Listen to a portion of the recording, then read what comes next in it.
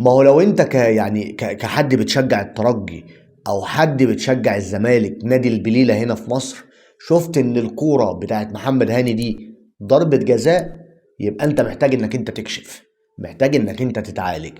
الترجي النهاردة برغم الحزق اللي احنا شفناه ده كله، برغم كمية الانذارات الغير مستحقة على النادي الاهلي، برغم ان انت بتلعب كنادي اهلي، بتلعب مع الترجي مع حكم مرتشي، حكم مرتشي، حكم فاجر، ولكن في الاخر انت بتخسر ايه؟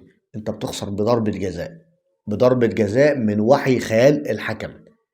ضربة جزاء ملهاش اي علاقة بضربات الجزاء.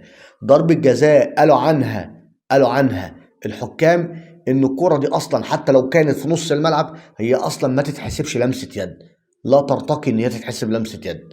فكون ان انت تحسب كون ان انت تحسب كرة زي كده ضربة جزاء على النادي الاهلي، فانت اثبتت ان انت حكم مرتشي، حكم مرتشي، سواء حكم الصفارة او حكم الراية.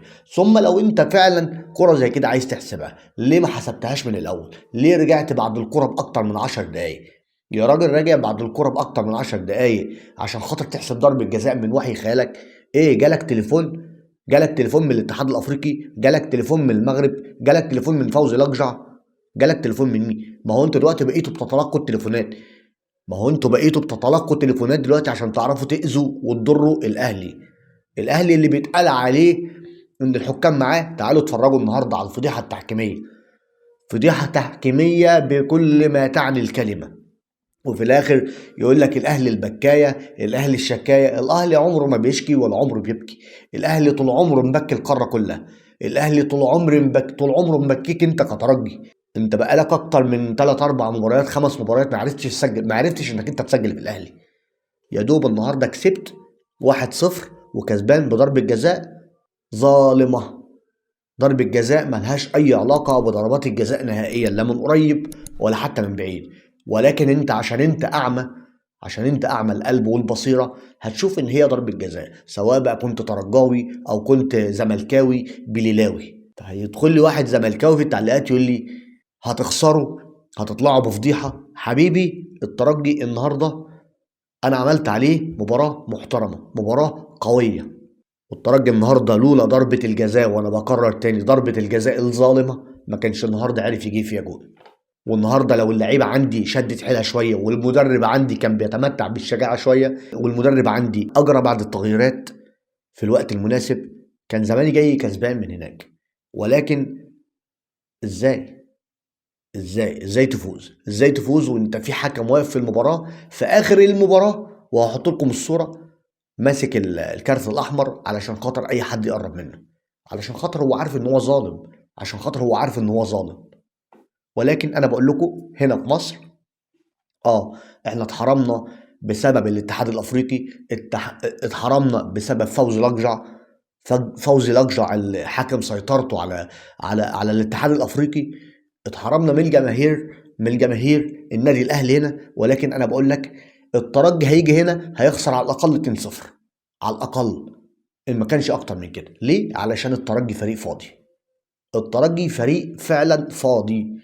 الترجي كسب الاهلي النهارده بفعل فاعل، كسب الاهلي النهارده بضربه جزاء ملهاش علاقه بضربه الجزاء. فما اسمعش حد بقى داخل لي في التعليقات يقول لي فريق شكايه، فريق بكايه. احنا الاهلي عمره ما بيشتكي من حد، الاهلي دايما طوب الارض بيشتكي منه، الاهلي دايما حاطط عليكم.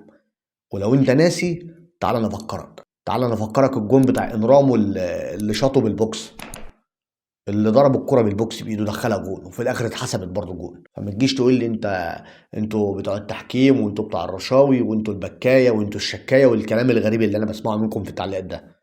في الاخر بعد ده كله مش هتصعدوا برضه. بعد ده كله برضه الاهلي هيجي هنا هيديكوا على عينيكم، والمباراه مش بعيده، هي كلها 5 ايام بالظبط، وهتشوفوا هتتعاملوا ازاي، هتشوف الاهلي هيعمل معاكم ايه. في الاخر انت مش هتصعد، في الاخر انت هتعرف تمامك. ليه؟ علشان الاهلي هو سيد القاره، دي الخلاصه. الاهلي كده كده هيكسب، الاهلي كده كده هيصعد. ولكن على اداره الاهلي ان هي تاخد ملف او تاخد شريط المباراه وتطلع على الفيفا وتديهم شريط المباراه، عشان خاطر تقول لهم ادي الحكم اللي انتم مختارينه ان هو يحكم في كاس العالم.